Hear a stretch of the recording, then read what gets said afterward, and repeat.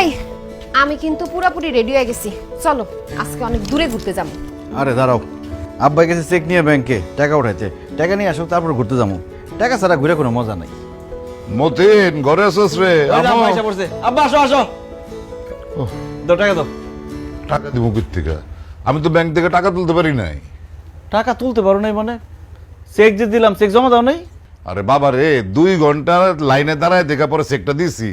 Check দেওয়ার পর ওই বেটা চেক কি দেখা দুইকা কইলো যে ব্যালেন্সে বলে কি ঝামেলা আছে। এগুলো আমি বুঝি নাকি? এলো তোর চেকলো, তুই ফোন করে দেখ।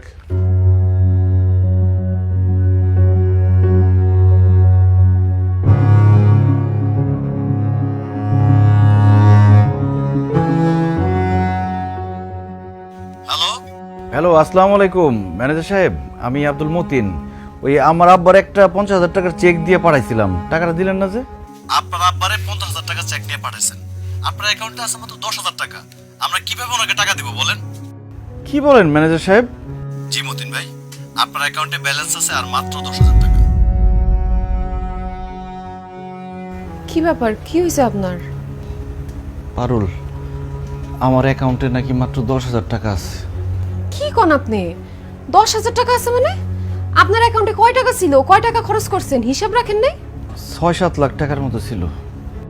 বাড়িতে এসে এত টাকা খরচ করলাম, হুন্ডা কিনলাম, ফ্রিজ কিনলাম, এরে দিলাম ওরে দিলাম, কম যে টাকা শেষ হয়ে গেছে কইতেই পারি না।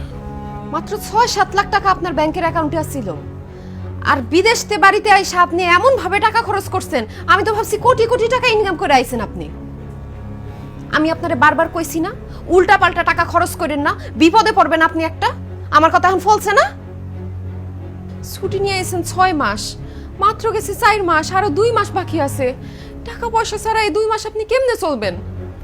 তুমি কোনো চিন্তা করো না, আব্বা আম্মা আছে, বন্ধু বান্ধব আছে, শাশুড়ি আছে, কোনো না কোনো ব্যবস্থা হয়ে যাইব।